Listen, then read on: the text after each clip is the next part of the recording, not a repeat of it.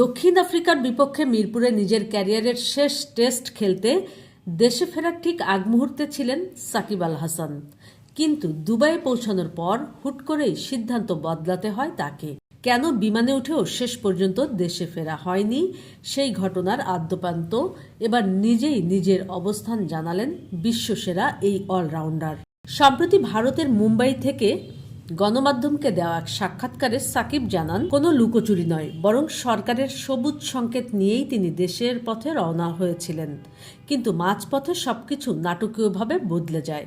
সাকিব আল হাসান বলেন, সবকিছু ঠিকঠাক আছে জেনেই প্লেনে উঠেছিলাম। তখন যারা দায়িত্বে ছিলেন তাদের সঙ্গে কথা বলেই দেশে যাচ্ছিলাম, কিন্তু দুবাইয়ে নামার পর দেখলাম ফোনে মিসড কল। আমি কল ব্যাক করলাম। ওখান থেকে বলা হলো, একটু সমস্যা হয়ে গেছে, আপনি না এলে ভালো হয়। হুট করে কেন সিদ্ধান্ত বদলালো, এমন প্রশ্নের জবাবে সাকিব বলেন, আমি তখন বললাম, ঠিক আছে, তাহলে আর কি করার। দুবাইয়ে একদিন থেকে ফেরত গেলাম। I think things will start to get better. There was an election that happened, so new government came in. এ সময় আওয়ামী লীগের রাজনীতি নিয়ে নিজের অবস্থান পরিষ্কার করে সাকিব বলেন, আমি যে দলের প্রতি নাম লিখিয়েছি তার প্রতি সবসময় অনুগত। আমার পল্টিবাজি করার অভ্যেস নেই।